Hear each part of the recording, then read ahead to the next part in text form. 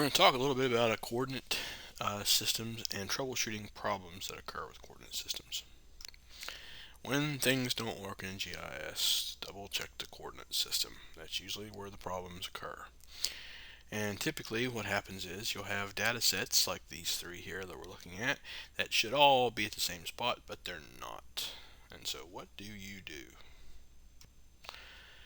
Well, you start looking at the problems. Problems usually occur when things that should be on top of each other aren't. Most coordinate systems arise from one of two things. You're trying to use a data set with a missing coordinate system label or data that has an incorrect coordinate system label. So let's first look at a missing label. If you're adding a layer with a missing label, you'll get a message like this. The data can be displayed but not projected.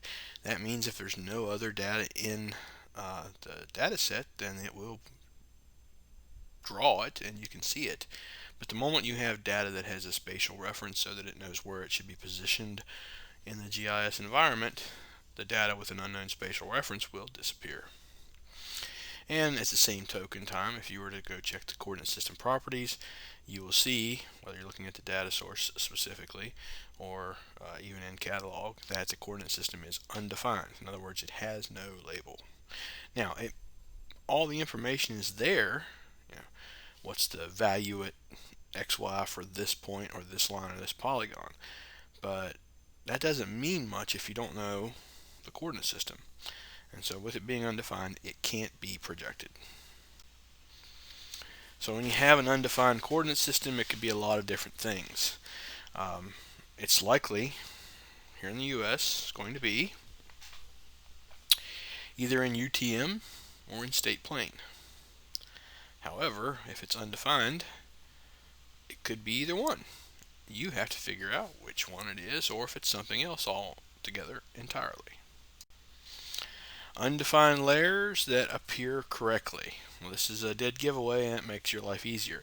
If something is undefined but it still displays it properly, it means that it is likely in the same coordinate system, even though it's undefined, as your data frame.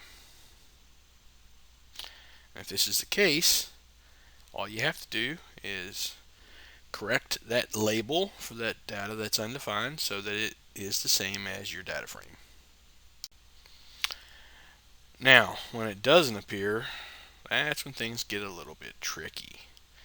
That means it's not the same as your coordinate system, not the same coordinate system as your data frame, and that you're going to have to do some work with it.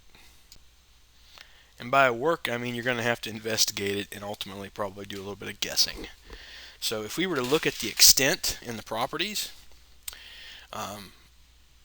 looking at the top gray box, you'll see that it goes from 44 to 44 and from 103 to 103.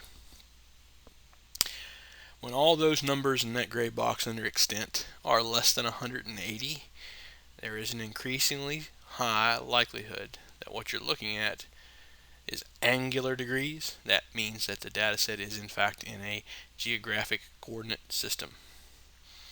When you see larger numbers, it means it's likely either meters or feet. That means it's either UTM or state plane. It can be a little tricky figuring out which one's which, but in general, the state plane numbers, if they're in feet, should be larger numbers than what the UTM numbers are, which are in meters.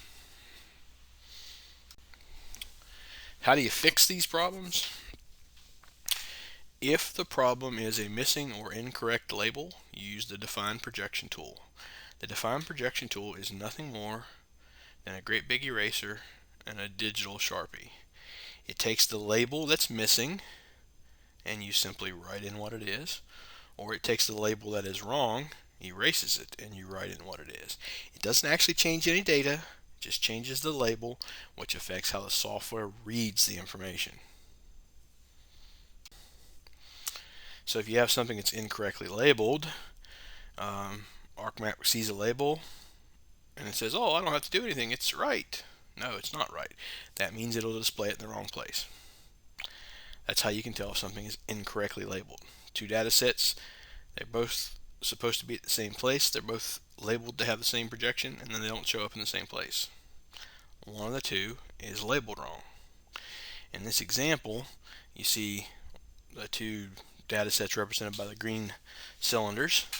One is the state, one is the roads. One is obviously in either meters or feet, and the other is obviously in angular degrees. I say obviously because the values are all below 180 for the roads, and they're all very, very large numbers above 180 for the state. So one of these two is labeled wrong. Okay, they're both labeled as UTM zone 13. The state numbers, yes, that's appropriate looking numbers for a UTM. The bottom one is not. That is likely a GCS.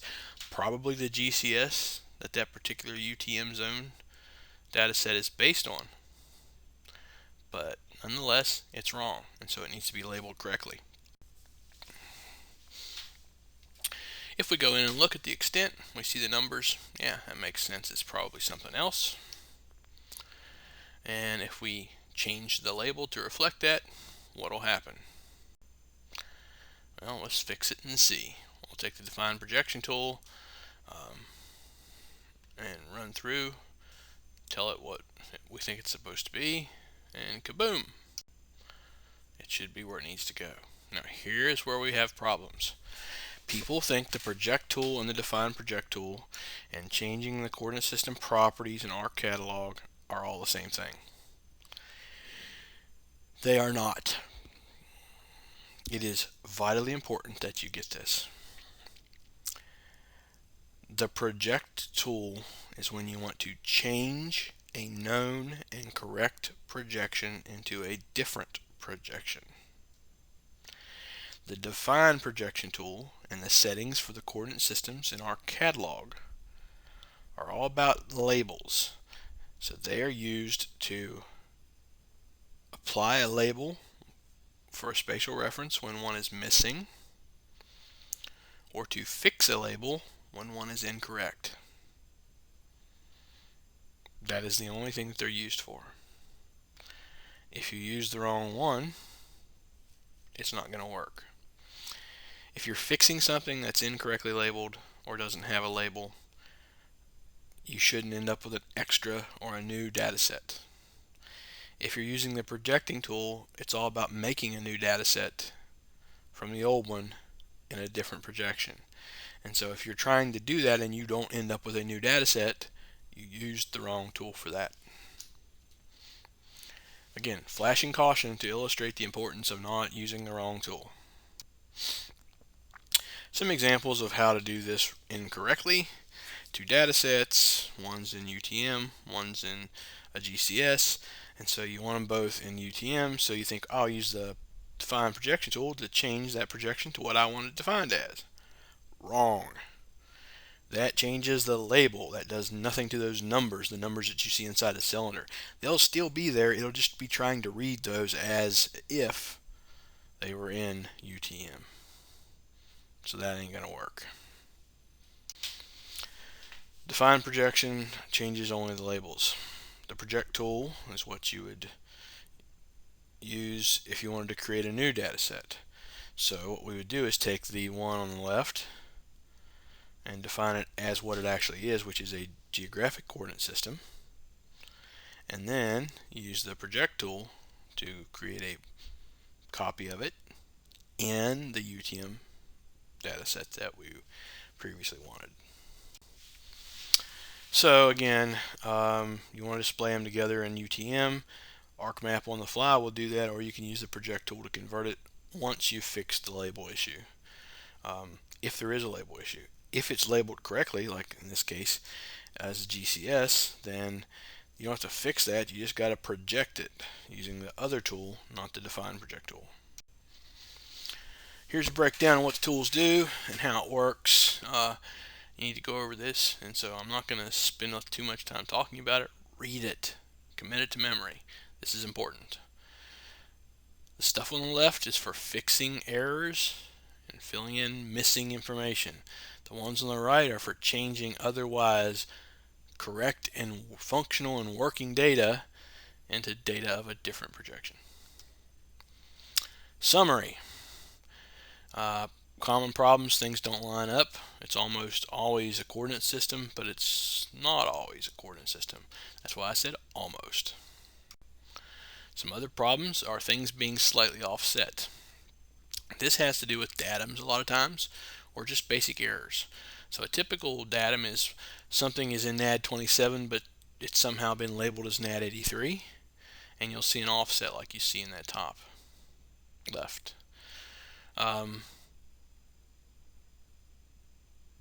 Typically when you have a consistent offset like that, that's what it is. It can also be minor errors in digitizing, so when people created a line they just didn't do a good job.